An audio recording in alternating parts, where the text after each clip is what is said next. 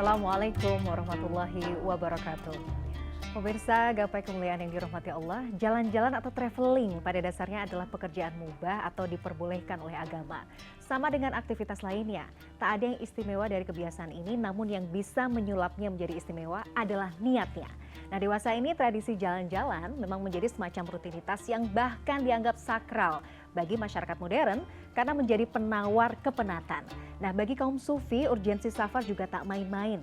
Safar atau traveling ini memiliki makna lebih dari sekedar berpindah dari satu tempat ke tempat lain. Karena traveling ala sufi adalah perjalanan ragawi sekaligus perjalanan hati. Nah, pemirsa, hari ini insya Allah kita akan belajar dan mengkaji bersama perspektif tasawuf terkait traveling dan healing ala sufi. Nah, seperti biasa sudah bersama saya di studio ada gurunda kita semua, Kiai Haji Haris Hakam. Assalamualaikum Pak Kiai. Waalaikumsalam.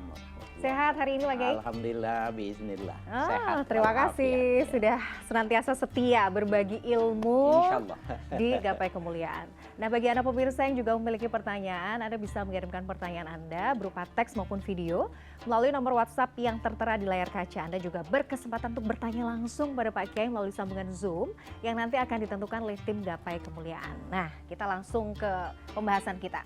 Pak Kiai, kalau bicara soal traveling ya, atau bahasa bahasa Islamnya itu kan safar gitu ya. Nah, dalam perspektif atau kacamata sufi, sebenarnya safar itu seperti apa?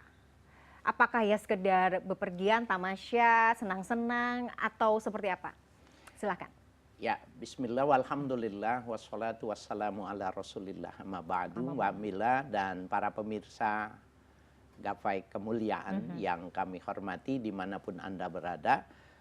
Safar itu memang dibahas oleh dalam semua disiplin keilmuan. Orang-orang fikih membahas safar itu bagaimana batasan dia melakukan rukhsah, boleh mengambil dispensasi, boleh menjama sholat dan lain sebagainya itu. Sampai boleh tidak berpuasa, boleh tidak sholat, meninggalkan artinya mengurangi sholat. Mengurangi jumlahnya. Tetapi di kalangan tasawuf juga ada pembahasan safar. Cuma barangkali titik konsentrasinya beda. Nah, mereka itu yang dimaksud dengan safar adalah safar mensafarkan hati bisyaril qalbi ila asfali safilin ila malakutis samawat. Bagaimana memperjalankan hati dari satu tempat yang rendah ke alam malaikat. Gimana tuh? Ya, kalau kita naik gunung, menghilangkan penat, kita traveling, kita pergi ke mancanegara kemana saja, maka bisa jadi kita naik pesawat, naik gunung, atau naik pencakar langit gitu ya. Nah, kalau kajian sufi itu menaikkan hati dari tempat yang rendah sampai kepada alam yang tertinggi, alam malakut, alam kemalaikatan. Nah, menerjemahkan alam itu, alam tertinggi. Nah, alam yang dimaksud dengan alam malakutis samawat, alam malaikat di langit itu adalah bagaimana sifat-sifat malaikat itu sudah tidak butuh dengan makan dan minum. Sudah tidak butuh lagi dengan pasangan. Sudah tidak suka lagi meninggalkan kewajiban. Tidak akan melakukan yang dilarang oleh Tuhan. Maka itu adalah sebuah kondisi yang disebut dengan malakutus samawat. Nah, apakah manusia bisa mensikapi apa yang dilakukan oleh malaikat? Bisa dengan melakukan safar. Tentunya itu pada tahapannya seperti itu. Ya, levelnya biasa ya, dari yang terendah, bagaimana dia belajar, berpuasa dengan baik, bagaimana dia memuasakan keinginan dia, melawan keinginan dia pada hal-hal yang sebenarnya punya kesempatan, punya kemampuan, ya, dan itu bagian dari yang dia miliki, tapi dia tidak mau melakukan. Nah, itu latihan-latihan semacam itu, maka dia mensafarkan hati. Jadi kalau orang cuma safar secara fisik. Ya, safar secara fisik, maka hilang penatnya.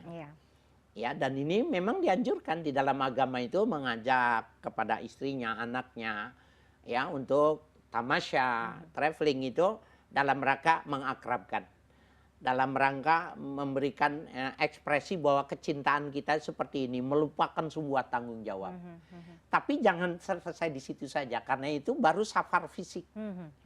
Tetapi bagaimana safar batiniah itu bisa dilakukan. Nah, itu safar batiniah. Nah, pada saat umpamanya Mbak Mila dengan suami, dengan anak yang sudah bisa diajar di Allah, ke tempat di mana dia jauh dari lingkungan, asik tapi jauh dengan lingkungan. Sehingga kalau malam itu suara jangkrik yang terdengar.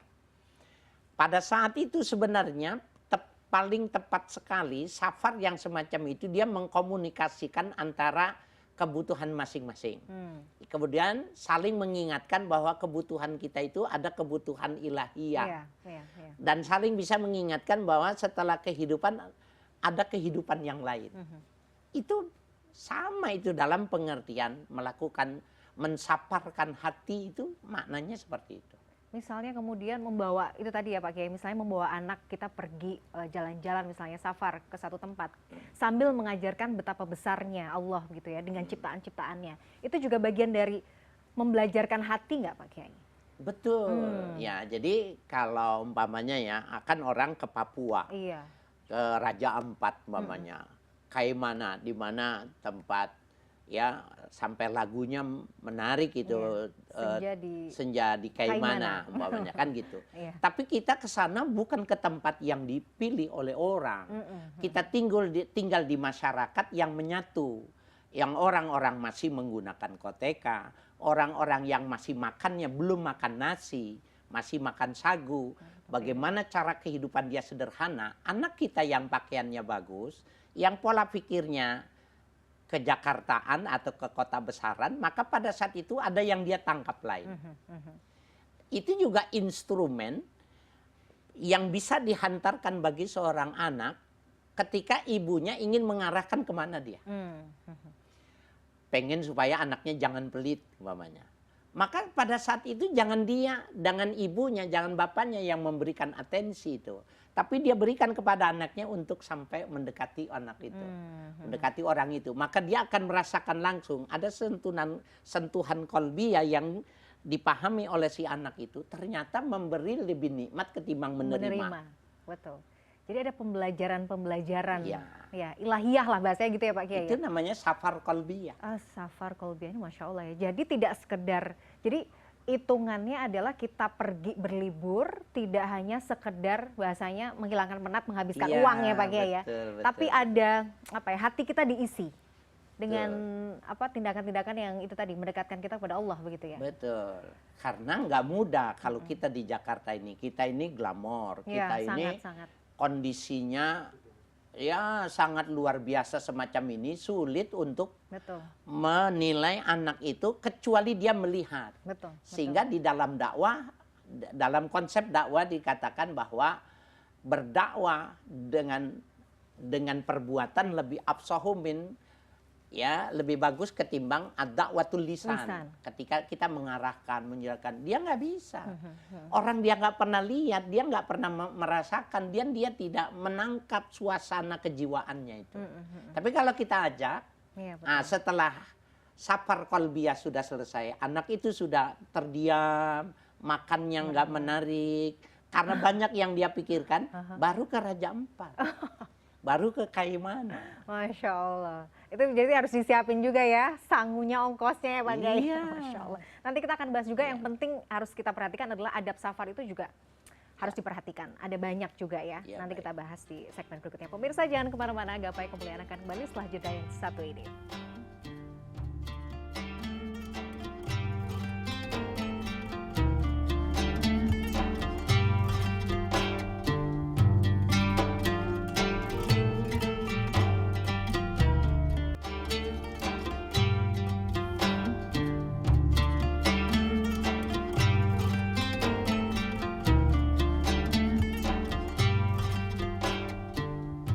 Pemirsa, terima kasih Anda masih menyaksikan Gapai Kemuliaan dalam episode Traveling dan Healing ala Sufi. Pak Kiai, seperti biasa di segmen kedua ini sudah ada pertanyaan juga yang datang dari pemirsa Gapai Kemuliaan.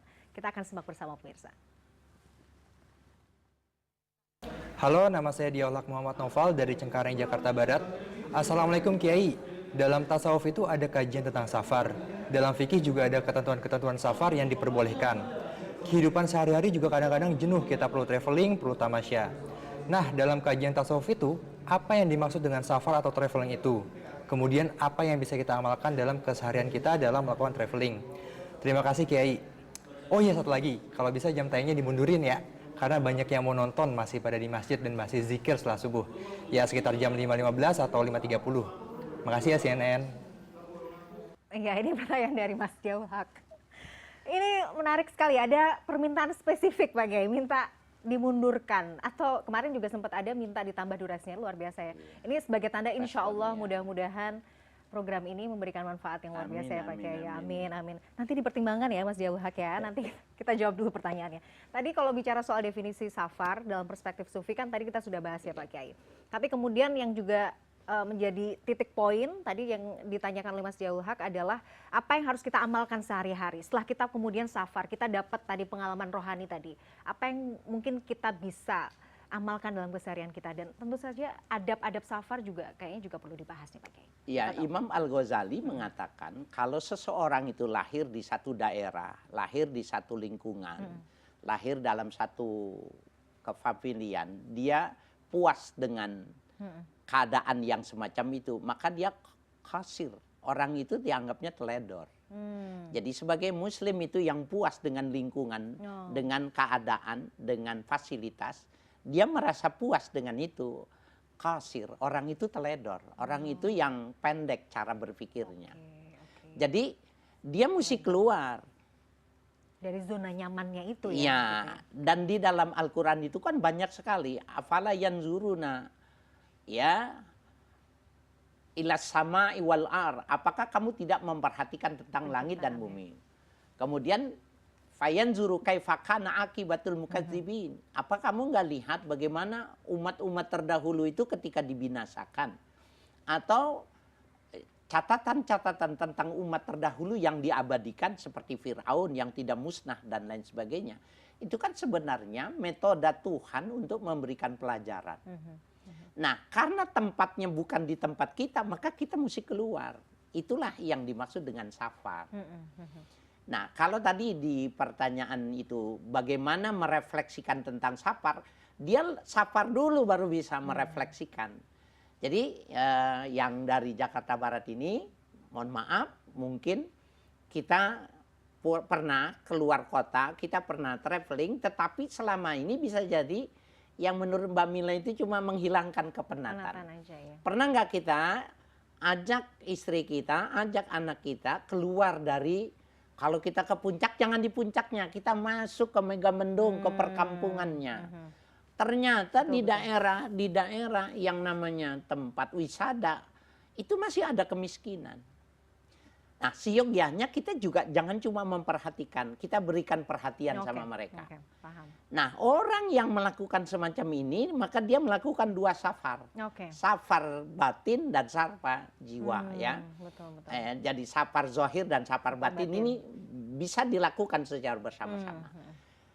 Kita akan lihat refleksinya itu ketika dia pulang, maka anak kita itu biasanya dia akan negur samanya, "Mah, ini kayaknya banyak dah mah, kasih itu tuh mah tetangga kita."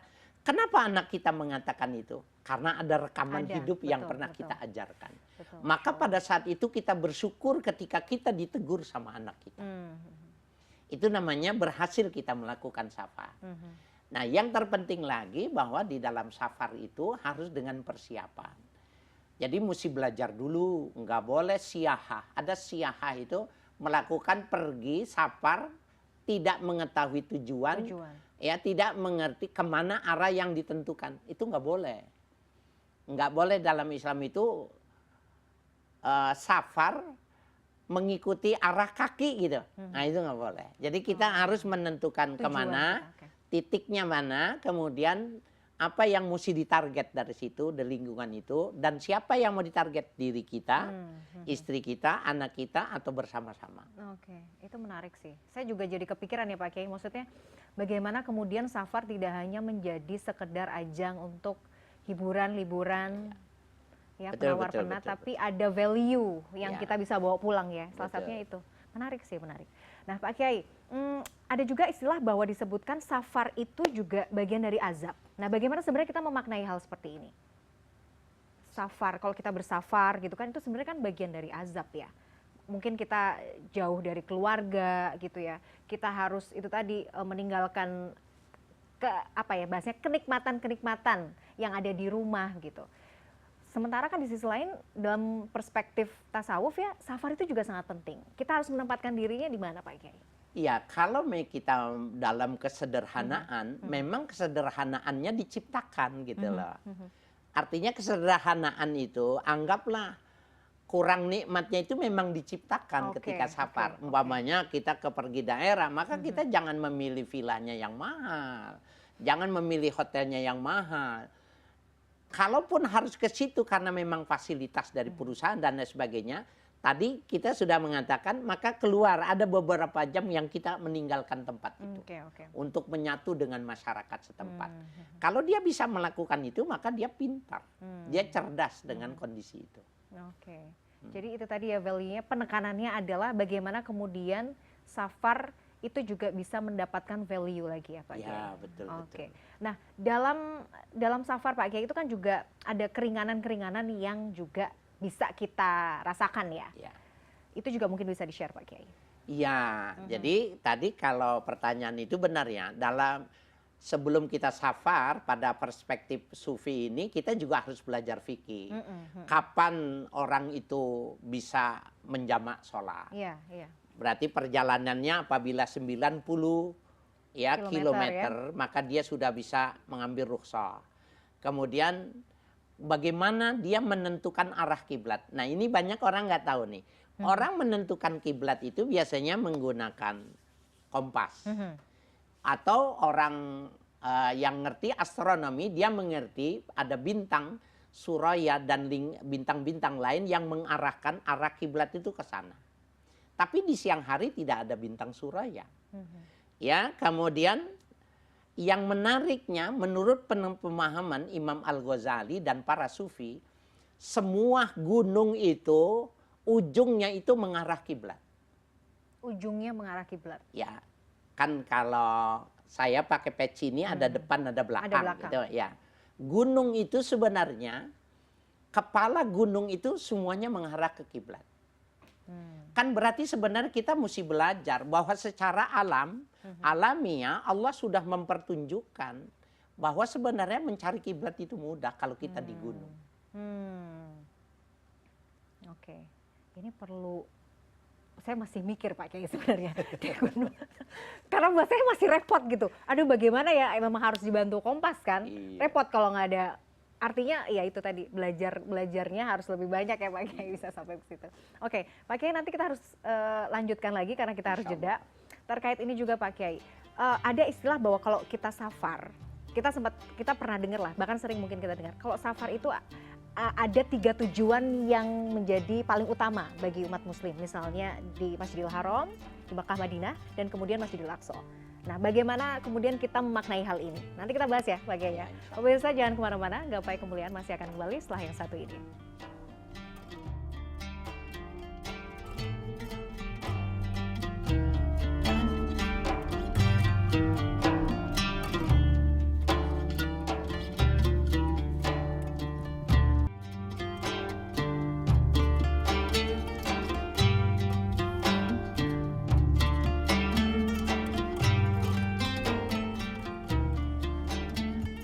Pemirsa, terima kasih Anda masih menyaksikan Gapai Kemuliaan dalam episode Traveling dan Healing ala Sufi. Nah Pak Kiai, kalau kemudian biasanya umat muslim tuh punya punya acuan gitu ya. Kalau traveling itu didulukan dulu deh, kalau punya uang gitu ya, ke 3 tempat yang memang Rasulullah SAW anjurkan.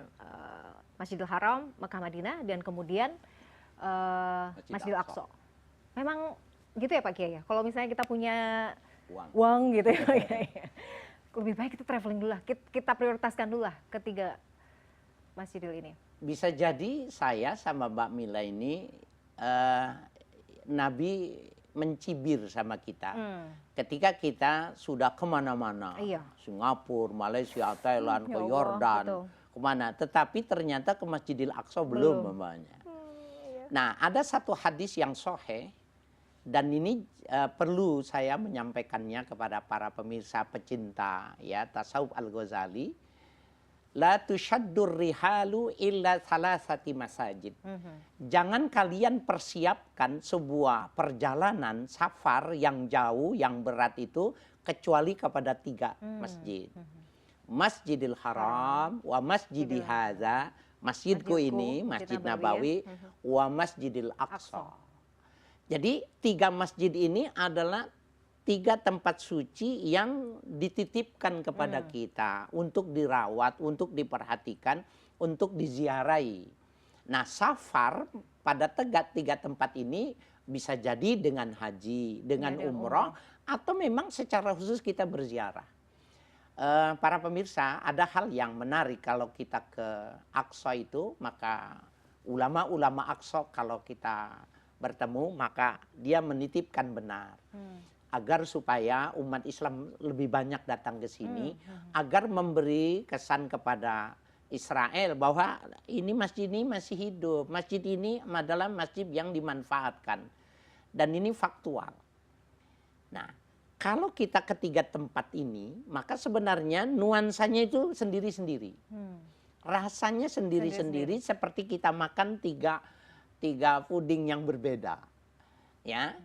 Ada suasana psikologi yang luar biasa ketika kita ke Israel, umpamanya, kita ke Palestina. Kita membayangkan Nabi Isra Mi'raj dari Mekah, kota yang suci, tapi disuruhnya ke Palestina. Di situ ada di mana napak tilasnya Nabi itu akan dipandu oleh mereka. Dari sinilah titik keberangkatan Nabi. Mereka sholat di sini. Kemudian ketika sekarang itu menjadi perebutan dari 3 agama samawi, Yahudi, Nasrani, dan Islam itu, ada orang mengatakan begini, kenapa Allah tidak memberikan kelembutan hati mereka untuk menerima, untuk tidak jadi keributan gitu. Jawabannya, inilah yang akan menjadi mengukur bahwa orang itu benar nggak kecintaannya sama hadis Nabi. Ada orang sudah daftar, sudah siap dia berangkat, ketika di televisi bahwa terjadi insiden yang kecil, maka dia mencabutnya lagi. Kenapa? Dia takut mati. Dia menganggap bahwa kematian itu ada di Palestina. Kematian itu dia menganggap adanya di Masjidil Aqsa. Padahal di tempat tidur dia bisa mati. Gitu. Kenapa dia tidak memilih? Ketimbang dia meninggal di kamarnya, di pangkuan pasangannya, ruangannya AC. Bukankah lebih hebat ketika dia meninggalnya di Palestina, meninggalnya di Madinah, meninggalnya di Mekah dan lain sebagainya. Nah, itu cuma cara pandang, cara menilai, dan itu mengapa Nabi mengatakan jangan mempersiapkan diri kemana-mana dulu. Sebelum 3 itu tadi. Sebelum 3 itu. Jadi jangan-jangan kita ini banyak salah. Iya, betul. Kita ini sentil ya sama Iya, Rasulullah betul. Jadi mikir sih Pak Kiai ya, sebenarnya kalau misalnya punya kelonggaran rezeki gitu ya, ngumpulin, punya nanti ada rezeki, nanti mudah-mudahan Allah juga mudahkan dan cukupkan. Amin. Bisa ketiga Masjidil tadi ya. Amin. Pak Kiai, aduh amin. Bahkan Mbak Mila dengan gapai kemuliaannya bikin acara khusus, mengundang siapa yang mau hadir. Ini saya mengaminkan sendiri dengan amin yang paling serius nih, Masya Allah Pak Kiai, luar biasa. Jadi sebenarnya hakikat Pak Kiai, tujuan utama kemudian apa sih sebenarnya yang mau kita gapai ya ketika kita sudah melakukan safar ke sana kemari, itu sebenarnya hakikatnya apa sih, kita tuh mau apa sih sebenarnya dengan safar ini? Otak manusia itu dia sebenarnya diberikan kemampuan dan punya kecerdasan yang luar biasa. Kalau kita lihat teknologi, kemajuan IT dan lain sebagainya, itu adalah ketika dia dimanfaatkan secara maksimal. Nah, ternyata dalam perspektif ibadah juga begitu juga. Otak dan nurani manusia ketika dia diarahkan mengikuti oleh para pendahulunya, para ulama, para sufi menulis ini, kemudian dia menapak tilas. Apa sih sebenarnya keuntungannya dengan melakukan safar yang semacam ini? Jawabannya dia mendapatkan kekayaan batinnya. Orang yang melakukan eksplorasi, melakukan studi banding dengan perusahaan, dengan negara lain, pasti dia akan berhasil. Keuntungan tambah besar. Begitu juga orang yang selalu melakukan perbandingan dengan cara musafir. Bahwa bisa jadi yang menganggap selama ini dia udah baik, ketemu sama ulama di tempat lain, ya Allah, belum ada apa-apanya ibadah saya. Betul. Ya Allah, ternyata ya belum maksimal saya menjadi seorang muslim. Itu nggak bisa kecuali kita melihat dengan mata kepala, mendengar dengan telinga langsung. Betul. Dan itu adanya dengan safar. Safar ya. Iya. Tapi ada juga hal yang perlu diperhatikan atau hal-hal yang tidak boleh dilakukan juga selama safar, Pak Kiai. Ada rules-nya nggak? Ya tentu saja ya. Pertama niatnya harus ikhlas. Betul. Niatnya Karena harus yang- ikhlas. Ketika nanti dia kemasukan, tergiring, ya terkondisikan oleh internal maupun eksternal sehingga dia lupa dari tujuan awal, maka dia mesti luruskan kembali. Di zaman Nabi kalau kita lihat ya, kenapa sahabat Nabi ada yang dimakamkan di Rusia, ada yang dimakamkan di Yaman, ada yang dimakamkan di Turki, ada yang dimakamkan di India. Nah, ini menunjukkan bahwa sahabat-sahabat Nabi itu mereka memang disuruh berjalan. Nah, mereka fungsinya dua. Pertama memang safar adalah safar batin, yang kedua mereka sambil menyampaikan agama. Iya, dakwah ya. Nah, sehingga kalau sekarang itu ada jamaah tabligh itu sebenarnya mau kopi itu ya, mau memfotokopi itu. Ya, walaupun ada plus minusnya, tetapi terlepas itu semua sebenarnya ada. Kita disuruh, apalagi kalau kita punya kemampuan, Iya. kita punya harta, punya tenaga, Punya waktu. lakukan itu. Iya, Masya Allah.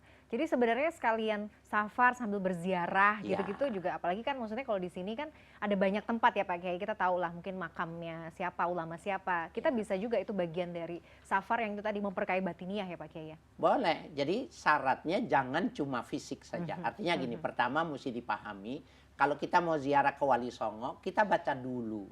Siapa tuh Wali Songo? Betul. Kenapa? Maka kita akan tertarik untuk hadapannya. Bisa jadi menangis kita di hadapan makamnya. Yang kedua, jangan lupa kalau dia ziarah, tapi makam ibunya dia lupa.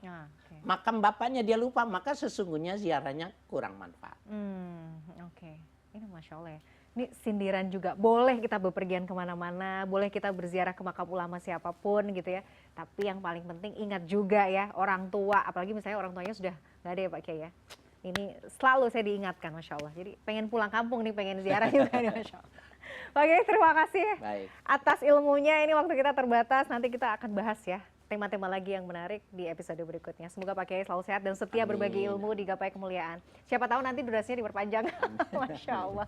Pemirsa, saya sudah perjumpaan kita hari ini dalam program Gapai Kemuliaan. Semoga tausiah kita kali ini bisa menambah hasanah ilmu agama kita, menjadikan yang bermanfaat, dan yang paling utama menambah ketaatan kita kepada Allah Azza wa Jalla. Saya Meladia Rahma dan juga Kiai Haji Haris Akam pamit. Terima kasih atas perhatian Anda. Insya Allah kita akan jumpa pada episode berikutnya. Wabillahi taufiq wal hidayah. Wassalamualaikum warahmatullahi wabarakatuh. Waalaikumsalam warahmatullahi wabarakatuh.